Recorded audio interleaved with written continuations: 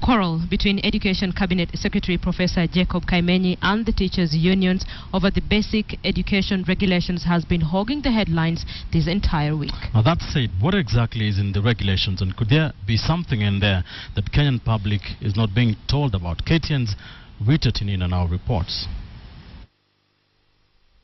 The Cabinet Secretary for Education don't play with fire. They train us left the station. The new basic education regulations are the latest battlefront between the Ministry of Education and teachers' unions over a provision that the unions insist give the Cabinet Secretary powers to discipline school heads.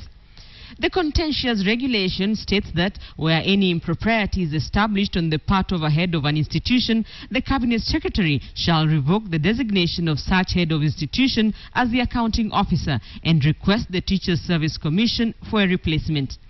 The contentious provision is just one in a raft of measures in the basic education regulations. The late Kimani Nganga Maruge caught the attention of many in the year 2004 when he enrolled in Class 1 at the Kapkenduiwo Primary School in Eldoret at the age of 84. He earned himself the Guinness World Record as the oldest person to start primary school. Many other old pupils have since taken the cue from Maruge. But now those above 18 years and seeking education will not be admitted to ordinary primary schools.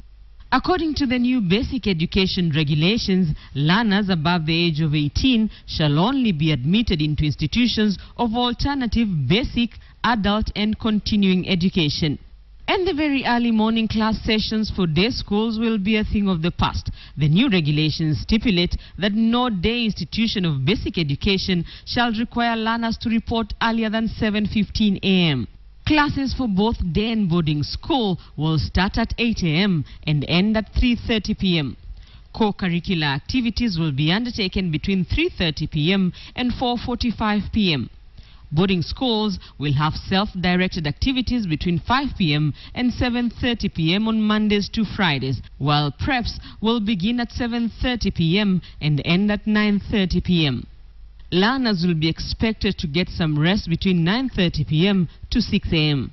The new regulations set the minimum age for admission into a primary school at 6 years. Learners transiting from pre-primary to a public primary school will now not be required to do any entry examination, undergo an interview, or pay any admission fee.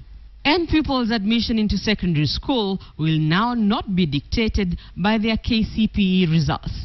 The new regulations state that learners who have gone through primary school shall be eligible for admission to a secondary school, regardless of their scores in the summative evaluation of their primary education. No public school shall issue alternative fee structures other than those approved by the Cabinet Secretary, and no institution shall prescribe a specific supplier of school uniforms or any other materials for the parents or guardians.